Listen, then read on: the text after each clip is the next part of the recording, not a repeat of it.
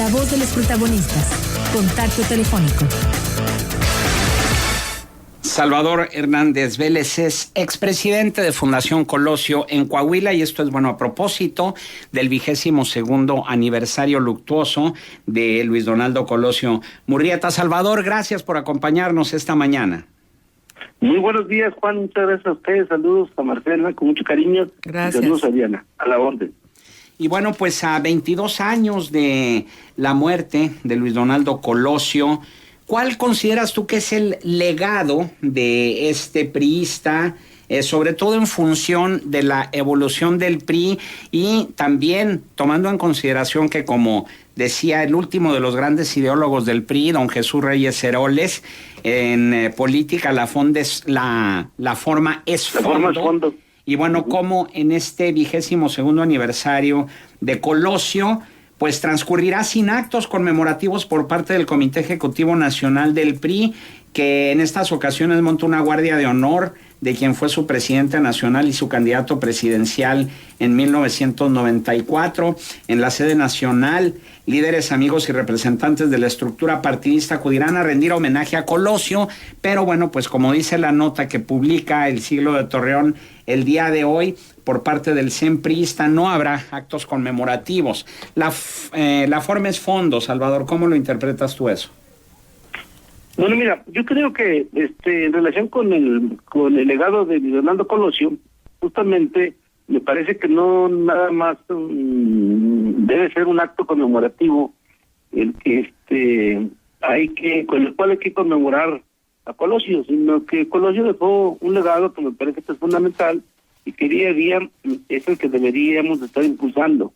Mira, desde mi punto de vista, creo que en primer término, en aquel discurso fundamental de Colosio del 4 de marzo de 1994, dejó muy en claro el diagnóstico que él visualizaba para nuestro país, cuando él dice: veo en México con sed de justicia, justamente dice con sed de justicia, y a partir de ese concepto pues él desarrolla toda una serie de planteamientos que me parece que siguen vigentes y que son cuestiones que los partidos políticos y particularmente el PRI pues debe retomarlos. Otro punto que me parece que es fundamental en ese gran discurso de Colosio es él planteó una cosa que sigue ahí todavía ausente en los planteamientos que se han venido desarrollando en relación con lo que se le llama las grandes reformas estructurales que requiere el país. Creo que Colosio planteó una gran reforma y que tiene que verlo, como él le llamó, la reforma del poder. Es decir, no solamente había que atender las reformas estructurales que planteó el Consenso de Washington, sino que él veía el diagnóstico que visualizaba para el país, que también era muy importante impulsar una gran reforma, la reforma del poder.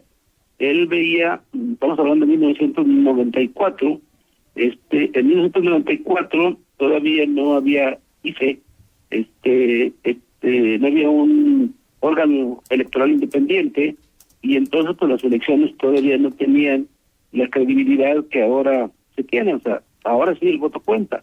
En 94 el voto, con lo que decía Colosio, pues el voto no contaba. ¿Y por qué? Porque todavía estábamos en la última etapa, pudiéramos decir, del partido hegemónico de Estado. Hoy vivimos un sistema de pluralidad política, y creo que aquí Colosio, cuando habla de estas cuestiones, de la gran reforma del poder, después de haber sido presidente del PRI, también durante varios años, como lo fue, como ahorita lo decías, don Jesús Reyes Heroles. Don Jesús Reyes Heroles, después de haber pasado por la experiencia del partido, en su libro, porque realmente don Jesús fue un gran ideólogo, su obra es una obra como de 8 tomos, yo he tenido oportunidad de leer una buena parte de esa obra, y uno de los grandes planteamientos que hace Reyes Heroles, con su convencimiento fundamental, es que el PRI no podía reformarse desde adentro, el PRI tenía que reformarse desde fuera. Y entonces por eso creo que él, después de haber pasado por el PRI, plantea la primera gran reforma electoral de 1977. Y a partir de esa reforma electoral, pues se reforma una parte del poder. Luego hoy en el último librito que publica justamente Jorge Castañeda, que se llama Solo Así, es su tesis principal es que la gran reforma del sistema del sistema de representación que tenemos en México y el sistema de partidos no puede ser posible desde los partidos, se tiene que hacer desde fuera, desde la sociedad civil. Y entonces yo creo que en esa línea es en la que Colosio sigue vigente.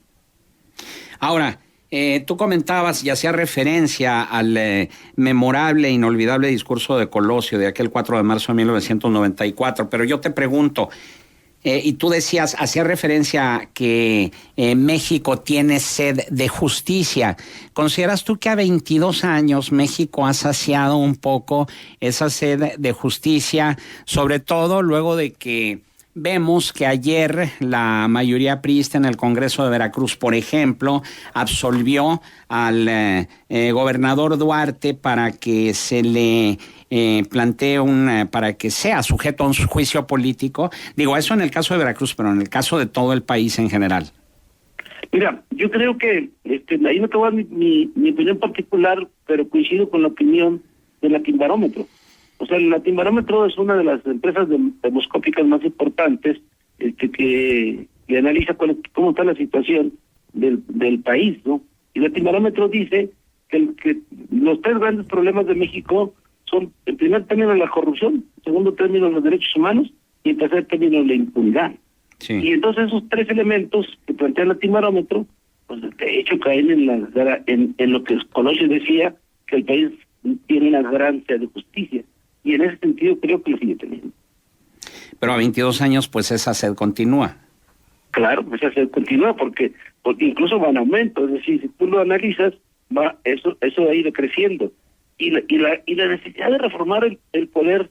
Mira, si uno analiza la última encuesta electoral de febrero de este año, de Consulta Mitowski, y uno ve cómo están las preferencias electorales, el PRI trae, según Mitowski, ojalá no me equivoque con los datos, pero PRI decía 22%, PAN 15%, PRD 10%, Morena 8%, y los independientes 3%, dice la encuesta de Mitowski. Sin embargo, pone otra nota que es muy importante.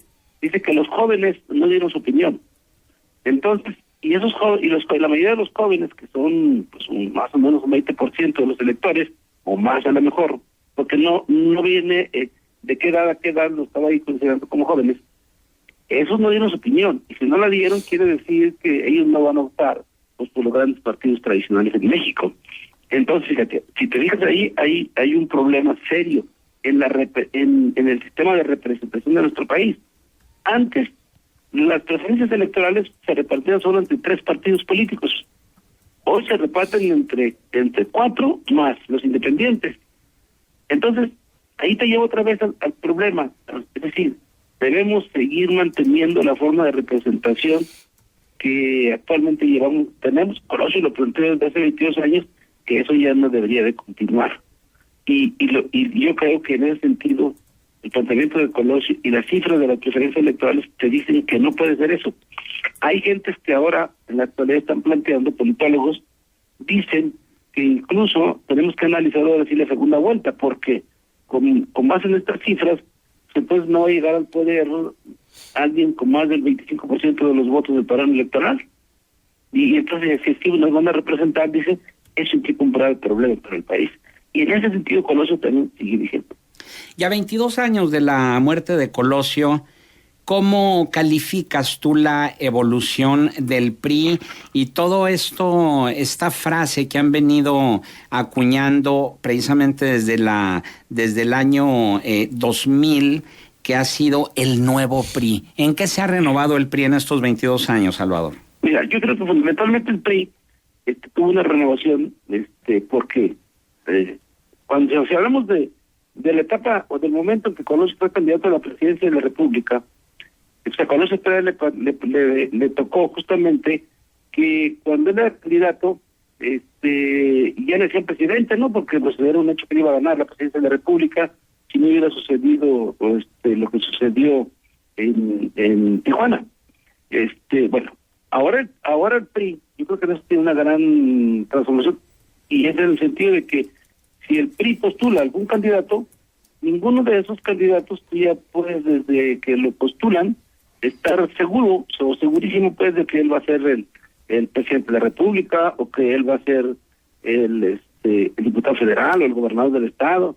Es decir, en ese sentido, pues el PRI pasó de ser un partido que no tenía competencia, y ahora es un partido que tiene que ir a la competencia, porque las condiciones así están, y creo que cada día más, y en ese sentido, pues tiene una transformación que corresponde justamente a esa realidad que se le impuso desde fuera.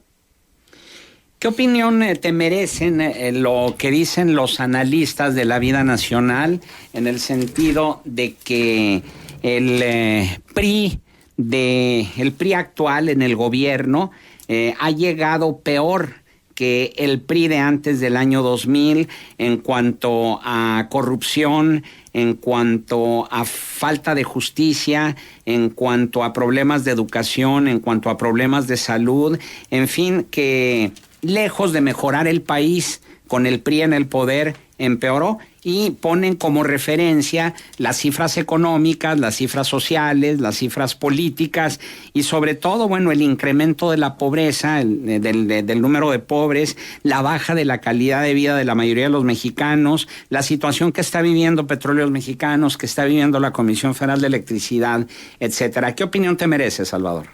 Mira, yo creo que yo no estoy tan de acuerdo con ese análisis de la gente que opina en ese sentido, por una razón. Mira, nosotros no podemos hacer un análisis, por ejemplo, de comparación de la participación electoral y de las preferencias electorales de los electores en un sistema de partido hegemónico de Estado a un sistema de pluralidad política de grandes redes sociales impulsadas por la sociedad civil, y de un gran cambio en dos aspectos fundamentales que se vienen dando no solo en el país sino en el mundo, que es la cuestión de la transparencia y la parte también de los derechos humanos. Entonces, antes no teníamos formas de medir eso. Bueno, finalmente hay una pregunta que te hace Cristian Chaires. ¿Cuál es el legado de Luis Donaldo Colosio para los priistas? Yo creo que el legado de Luis Donaldo Colosio para los priistas es fundamentalmente entender que México ya cambió y que México requiere una gran reforma del poder. Mira, ya lo vivimos. Cuando ganó Calderón muy cuestionadamente, no tenía ni siquiera forma de asumir la presidencia de la República, más que tenía que ir al Congreso y tuvieron que hacerlo por asalto. ¿Por qué razón? Pues porque el marco constitucional y el andamiaje constitucional y legal que tenemos en México no corresponde a la realidad política actual de pluralidad política. Ese corresponde a un sistema de régimen de partido hegemónico de Estado. Y por eso pues estuvo obligado Calderón pues, a ir ahí a hacer ese acto de posesión. Ahora, bueno, eso ya lo cambiaron. Ahora ya los diputados dicen que si se da una situación de esa naturaleza, pues también lo puede hacer ante la Suprema Corte. Pero esa es una parte que se cambió, pero lo que cambió son muchas cosas. Es más, debemos tener un régimen presidencialista, debe ser semipresidencialista o ya debe ser semiparlamentario. Es decir, todo ese tipo de cuestiones son las que ahora tienen que discutirse, porque si hay una gran diversidad de las fuerzas políticas en el Congreso, ¿cómo le vamos a hacer para tener mayorías legislativas y por lo tanto asegurar que el país transite hacia nuevos niveles de bienestar y de justicia?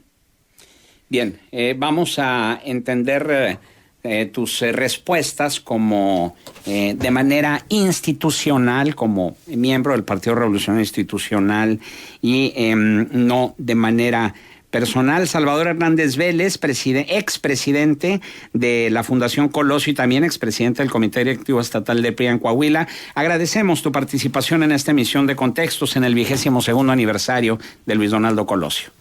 Muchísimas gracias, Juan. Un abrazo, saludos a Marcela y a Diana. Gracias. Gracias.